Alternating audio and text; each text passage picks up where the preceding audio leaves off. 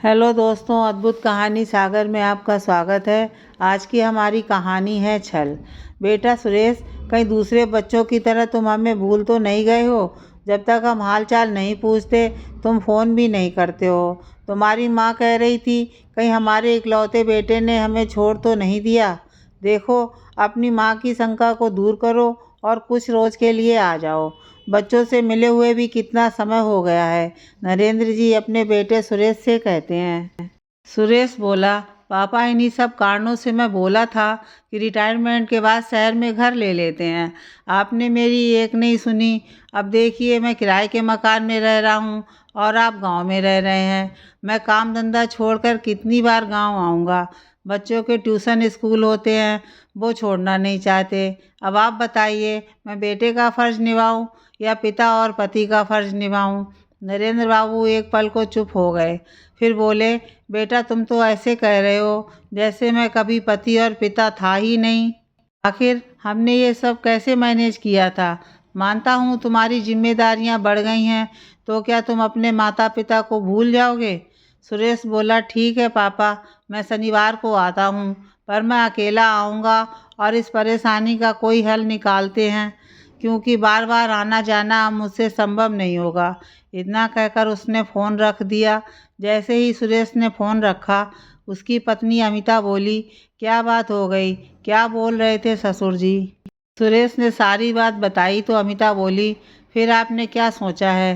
क्या उन्हें यहाँ लाकर रखेंगे या आप वहाँ जाकर रहेंगे? क्योंकि मैं और मेरे बच्चों तो गांव जाने से रहे, तो सोच समझ कर फैसला करना। सुरेश बोला, तुम तो मुझे और दुविधा में डाल देती हो। मैं बोला कब कि वहाँ जाकर तुम सबको रहना होगा, पर इस परेशानी का कोई तो हल निकालना होगा, क्योंकि गांव में क्या है ये बस पापा ही जानते हैं। कल को अगर उन दोनों को कुछ हो गया तो मुझे तो मालूम भी नहीं कि गांव में कितनी संपत्ति है। यही सब सोचते हुए सुरेश मन में योजना बनाता हुआ दफ्तर के लिए निकल गया। 2 दिन बाद सुरेश अपने गांव पहुंचा। बेटे को देखकर माता पिता की आंखों की चमक उनकी खुशी बयां कर रही थी। माँ ने आगे बढ़कर बेटे को गले से लगाया तो सुरेश बोला, माँ ये क्या कर रही हो? ये देखो आपके हाथ कितने गंदे थे, मेरे पूरे कपड़े खराब हो गए। सुरेश की माँ कमला जी बोली, मेरे लाल धरती माता की धूल से कपड़े गंदे नहीं बल्कि पवित्र हो जाते हैं। तुम्हें याद है जब तुम मिट्टी में खेल कर आते और मेरे आंचल से अपना चेहरा पोंछते थे? सुरेश बोला, तो क्या आप मुझसे उसका बदला ले रही हैं? नरेंद्र बाबू बोले, कमला तुम्हारा बेटा अब बच्चा नहीं बड़ा हो गया है। उसे अब तुम्हारे आंचल की नहीं खुले आसमान की ज़रूरत है। तुम कुछ बना रही थी तो जाओ इसके खाने पीने की कुछ व्यवस्था करो। कमला जी के जाते ही नरेंद्र बाबू बोले, बेटा माँ के प्यार को कीमतों में तोला नहीं जाता है। एक तो तुम इतने दिन बाद आते हो, उसके बाद ऐसा रूखा व्यवहार। सुरेश बोला, पापा मैं कोई बच्चा नहीं हूँ, छोड़िए इन सब बातों को। पहले आप ये बताइए कि क्या आप दोनों ने तय कर लिया है कि आप गांव में ही रहेंगे? क्योंकि शहर में मेरा काम बढ़ता जा रहा है, परिवार के लिए वक्त बड़ी मुश्किल से मिलता है, फिर यहाँ आना संभव नहीं है। तभी कमला जी बेटे के पसंद की कढ़ी चावल और पकौड़े लेकर आईं। सुरेश बोला, माँ इन चीज़ों को नहीं खाता। कमला जी का चेहरा उतर गया तो सुरेश बोला, ठीक है अब मुँह मत बनाइए, लाइए आपकी खुशी के लिए मैं खा लेता हूँ। कमला जी बड़े प्यार से बेटे को खाना परोसी। शाम में बरामदे में बैठकर अपने घर के आसपास की हरियाली को देख रहा था। कमला जी उसके लिए चाय लेकर आईं। सुरेश बोला, माँ क्या ज़रूरी है गांव में अकेले रहने की? चलिए हमारे साथ वहाँ शहर में रहिएगा। कमला जी बोली, बेटा अकेले तो मेरा मन भी नहीं लगता है। तभी नरेंद्र बाबू भी आए और बोले, चलो तुम्हें तुम्हारी ज़मीन और खेती दिखाकर लाता हूँ। यह बात सुनकर सुरेश बहुत प्रसन्न हुआ और बोला, हाँ हाँ पापा चलिए, एक बार देखते हैं कि कौन सी चीज़ कहाँ है। आखिरकार मुझे ही तो उसका हिसाब लगाना होगा। नरेंद्र बाबू आश्चर्य से उसे देखने लगे, परंतु बेटे का साथ जरूरी समझा और उसे ज़मीन जितनी संपत्ति थी सबका ब्यौरा दिया। अगले दिन सुबह जब सब एक साथ बैठकर खा रहे थे तो कमला जी कांपते हाथों से खाना परोस रही थीं। सुरेश बोला, पापा आप देख रहे हैं माँ की हालत, अब इनसे कोई काम हो पाता नहीं तो क्यों ज़बरदस्ती इन्हें गांव में रख रहे हैं। आप हमारे साथ चलो, मैं तो कहता हूँ सारी चीज़ों को बेचकर शहर में एक अच्छा सा मकान ले लेते हैं, फिर मेरा किराया भी बच जाएगा और आप सबका साथ भी मिल जाएगा। बेटे के साथ रहने की बात सुनकर कमला जी के चेहरे पर खुशी आई और वो धीरे से नरेंद्र बाबू को बोलीं, जब बेटा खुद आगे बढ़कर हमें साथ रहने के लिए कह रहा है तो अब आप मान भी जाइए। यहाँ अकेले मन नहीं लगता है, वहाँ सबके साथ रहेंगे तो कितना अच्छा लगेगा। नरेंद्र बाबू बोले, सुरेश, रोड के किनारे वाली ज़मीन की कीमत बहुत है, उसे बेच देता हूँ। खेती वाली ज़मीन और ये घर नहीं, क्योंकि उसी ज़मीन पर खेती करके कुछ गरीब किसान अपने परिवार का पेट भरते हैं। मैं उनके भूखे बच्चों के दुख का कारण नहीं बनना चाहता। सुरेश झट से मान गया, क्योंकि रोड के किनारे की ज़मीन लाखों की थी। उसने कहा, ठीक है, अगर आप इस टूटे फूटे मकान को नहीं बेचना चाहते तो रहने दीजिए, मगर वो किसान खेती का आधा पैसा तो हमें भिजवा देगा। नरेंद्र बाबू बोले, हाँ हाँ, वो आधा पैसा हर साल हमें भिजवा देगा। सुरेश बोला, तो तहरा, आप वो ज़मीन अच्छे दामों में बेच दीजिए। 15 दिन बाद का आपका टिकट मैं करवा कर भेज दूंगा। अपना ज़रूरी सामान लेकर शहर आ जाइए। देखते देखते शाम हो गई और सुरेश वापस चला गया। जब वो घर पहुंचा तो अमिता बोली, वहाँ बात क्या हुई, ये तो आपने मुझे बताया ही नहीं। सुरेश ने जब सारी बात बताई तो अमिता बोली, क्या वो लोग यहाँ आकर रहेंगे? सुरेश बोला, पूरी बात तो सुनो, अब तुम्हें इस किराए के मकान में रहने की ज़रूरत नहीं है। 15 दिन बाद हम अपना बड़ा सा घर ले लेंगे। पैसों का इंतज़ाम पापा करेंगे।